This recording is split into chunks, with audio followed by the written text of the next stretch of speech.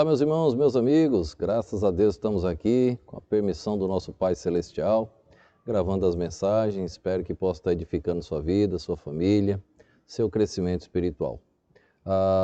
Estamos tratando do assunto vida eterna, quem foi Jesus, o autor da vida eterna. E aí nós estamos dando subtema para cada uma delas. E agora nós estamos na sequência sobre o pecado.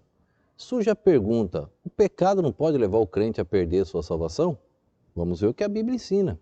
O que a Bíblia ensina é a verdade. Então, se a Bíblia diz que não, ok. Se a Bíblia diz que sim, eu creio na palavra de Deus, não no que as pessoas ensinam.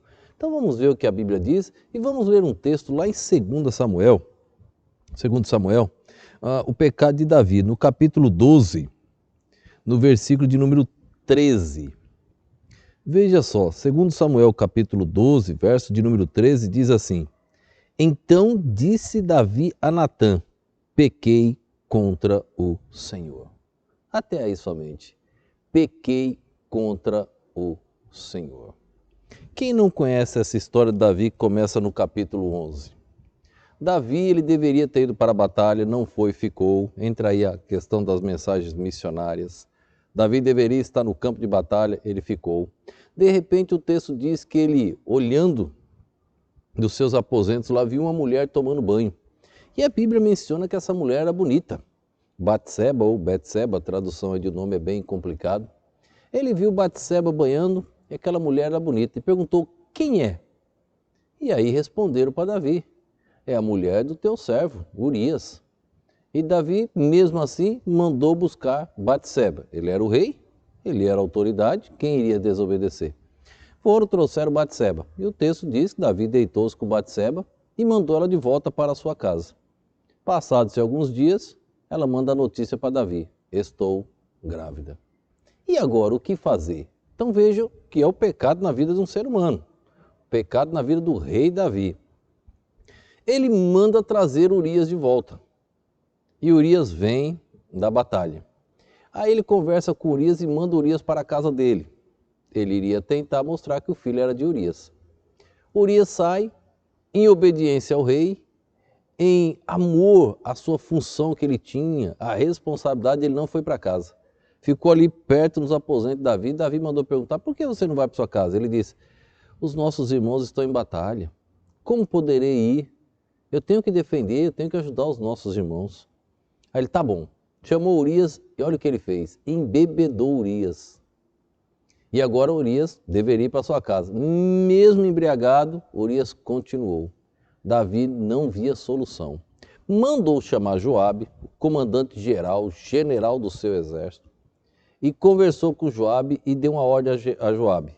Coloca Urias na linha de frente, bem naquela batalha que você sabe que nós vamos perder. E eu quero que Urias morra.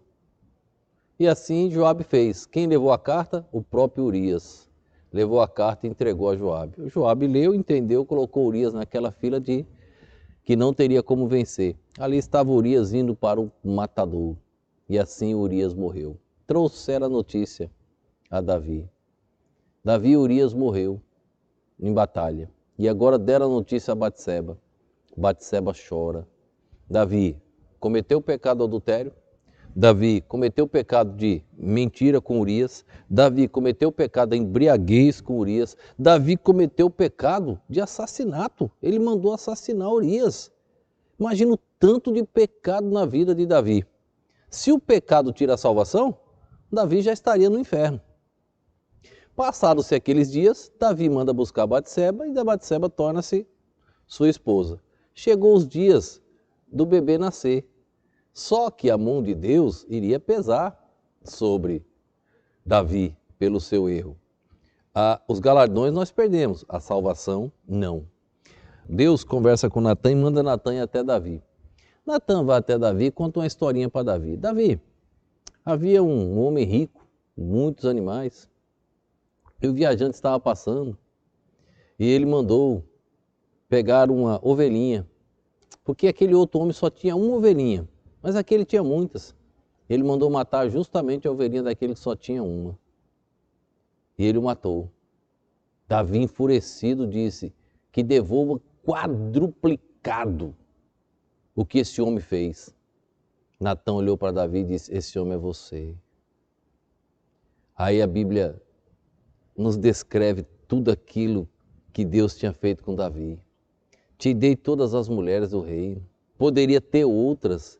Você foi buscar justa que você não tinha direito. Por que você fizeste isso? Deus agora mostra a Davi o pecado. E Davi diz, pequei contra o Senhor. Davi reconheceu. Natan disse, tu também não vai morrer, porque tu reconheceu o seu pecado. Só que Natan disse, a espada nunca mais se separará do seu reino. E será devolvido quadruplicado. 4 filhos seus vão morrer, inclusive esse do ventre de Batseba. A criança nasceu. E a criança ficou doente, e Davi esteve ali orando, jejuando, e os sacerdotes preocupados, e as pessoas que estavam ali ao lado de Davi preocupados, que Davi ficou vários dias sem comer.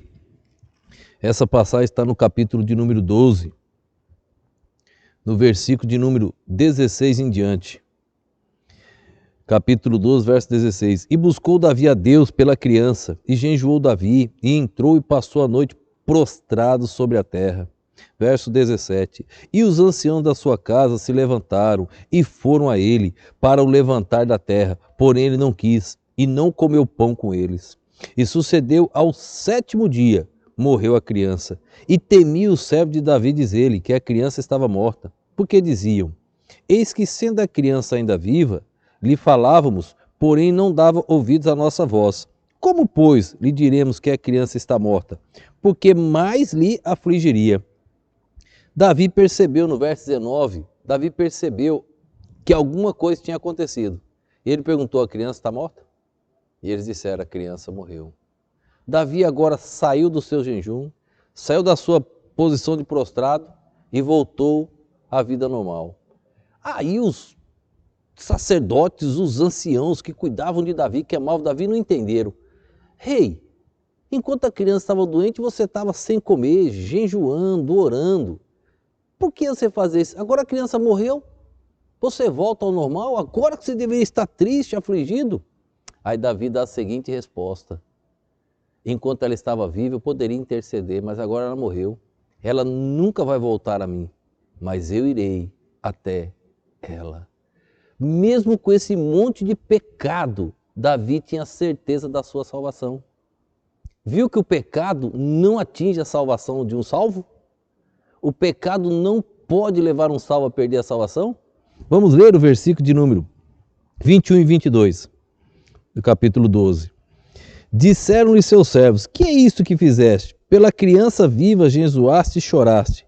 Porém, depois que morreu a criança, te levantaste e comeste pão. E disse ele, vivendo ainda a criança, jejuei e chorei. Porque dizia, quem sabe Deus se compadecerá de mim e viverá a criança. Porém, agora que está morta, por que jejuaria eu? Poderei eu fazê-la voltar? Eu irei a ela, porém ela não voltará a mim.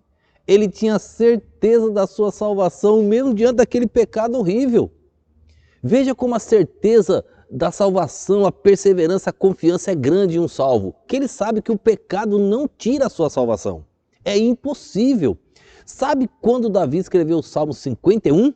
Quero ler para você, é muito importante você entender isso. Davi perdeu sim a alegria da salvação, mas nunca a sua salvação. Salmo 51, verso de número 12. Deixa eu só encontrar aqui. Salmo 51, verso de número 12. Diz assim, ó. Torna a dar-me a alegria da tua salvação e sustém-me com um espírito voluntário. Torna a dar-me a alegria da salvação. Diante do pecado, Davi estava arrasado, triste. Ele não tinha mais a alegria da salvação, mas a salvação ele jamais poderia perder. Porque se um salvo perder a sua salvação, Deus tem que deixar de ser Deus, porque ele é mentiroso. Não pode. A Bíblia diz que um salvo é salvo para sempre. Agora, sabe por que Davi perdeu a alegria da salvação? No mesmo capítulo 51 diz, verso de número 3. Porque eu conheço as minhas transgressões e o meu pecado está sempre diante de mim. Toda manhã, quando Davi acordava, olhava para o lado, quem estava do lado dele? Batseba. Ele lembrava do pecado, embebedou Urias, matou Urias, mentiu para Urias, adulterou com Batseba. Ele lembrava do pecado, o meu pecado está sempre diante de mim.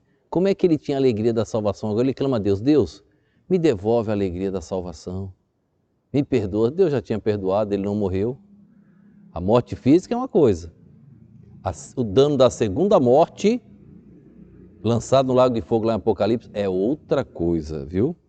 Um salvo não passa pela segunda morte. Um salvo não tem os danos da segunda morte. Somente que aqueles que rejeitam a Cristo, que não se entregam a Ele, esses passarão pela segunda morte. Mas um salvo tem o seu nome escrito no livro da vida e o pecado não pode tirar o nome de ninguém do livro da vida. Por que você não se entrega a Cristo agora?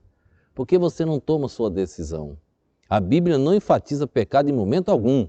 A Bíblia apenas mostra os erros e as falhas dos seres humanos. Deus sabe que nós somos fracos e tão pecadores como diz Paulo, miserável homem que eu sou. Mas Ele quer o teu nome escrito no livro da vida. Se entrega a Jesus Cristo. Sê tu um instrumento de Deus. Davi, irmãos, foi tão bênção que amanhã nós vamos ver o segundo pecado de Davi. E o segundo pecado de Davi parece que não era pecado, era apenas o orgulho. Os danos foram muito maior do que o do adultério, da bebida, de ter embriagado Urias, ter assassinado Urias e mais.